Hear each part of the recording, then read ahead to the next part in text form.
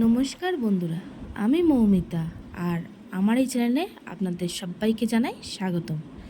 আমি একটি উচ্ছের রেসিপি আপনাদের জন্য নিয়ে এসেছি। তার জন্য আমার লাগবে উচ্ছে, বেগুন আর আলু। সেইগুলোকে আমি লম্বা লম্বা করে কেটে নিয়েছি। আর লাগবে আমার পেঁয়াজ কুচি। আমি শিলে 1 চামচি পোস্ত দিয়ে দিলাম, আর সেই চামচির হাফ চামচি সর্ষে দিয়ে দিলাম। এবারে ওতে একটু সামান্য নুন আর একটু হলুদ দিয়ে আমি এইগুলোকে একটু জল দিয়ে মিহি পেস্ট বানিয়ে নেব। আমি সবসময় শিলে বেটে রান্না করি। শিলে বেটে রান্না করলে এর মশলার স্বাদটা খুব ভালো আসে। দেখুন, আমার কিন্তু মশলা পেস্ট করা হয়ে গেছে। এবারে আমি একটি কড়াই নেব, তাতে সর্ষের তেল দিয়ে ভালো করে তেলটি গরম করে নেব। আর এই সময় গ্যাসের জোরটা কিন্তু মিডিয়ামে রেখে দেবেন। আর দেখুন, এবারে তেল গরম হয়ে যাওয়ার পরে আমি এবার কেটে রাখা উচ্ছেগুলো দিয়ে দেব।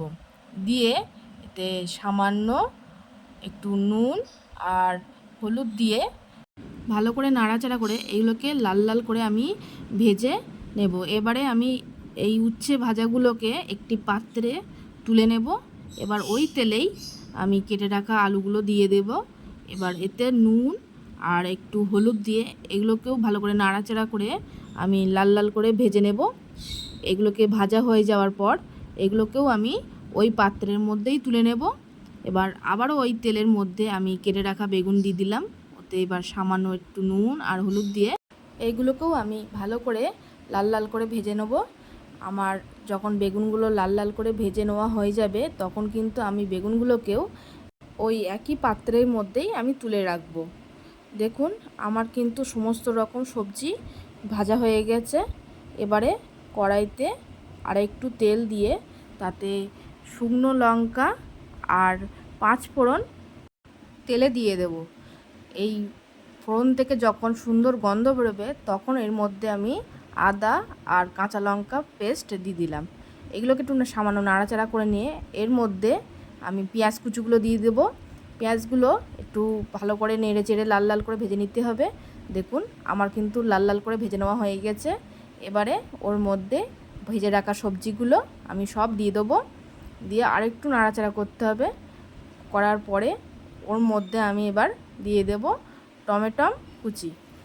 দেখুন, টমেটোগুলো দিয়ে আরেকটু সবজির সাথে ভালো করে মিশিয়ে নিতে হবে।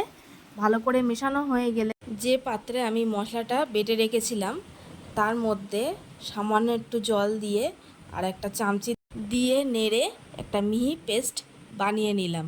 এবার এই মশলার পেস্টটিকে এবারে আমি ওই সবজির মধ্যে দিয়ে দিলাম। এবারে মশলাটার সাথে সবজিটা ভালো করে মিশিয়ে নিতে হবে। আর এই সময় গ্যাসের জোরটা কিন্তু লোতে রেখে দিতে হবে। আর যে বাটিতে আমি মশলাটা পেস্ট করে রেখেছিলাম, সেই বাটিটা ধুয়ে আর একটু জল দিয়ে দিলাম এর মধ্যে। দিয়ে একটু নাড়াচাড়া করে নিয়ে এবার এটাকে আমি ঢাকা দিয়ে রেখে দেবো কিছুক্ষণের জন্য। দেখুন, 2-3 মিনিট পরে আমি ঢাকনাটা খুলে নিলাম। এবারে ওর মধ্যে আমি পরিমাণ মতন চিনি দিয়ে দিলাম। আপনারা যে যেমন মিষ্টি খাবেন সে সেরকমই মিষ্টি দেবেন। এরপর একটু নাড়াচাড়া করে জলটা শুকিয়ে নিলেই আমাদের রান্নাটা কিন্তু রেডি হয়ে যাবে।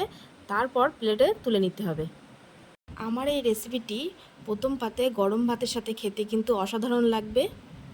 আমার এই ভিডিওটি আপনাদের যদি ভালো লেগে থাকে, তাহলে অবশ্যই লাইক, কমেন্ট এবং শেয়ার করবেন। আর সাবস্ক্রাইব করে আমার পাশে থাকবেন। আপনারা পাশে থাকলে আমি এরকম আরও অনেক রেসিপি আপনাদের সামনে তুলে ধরতে পারবো। আপনারা ভালো থাকবেন, সুস্থ থাকবেন। নমস্কার।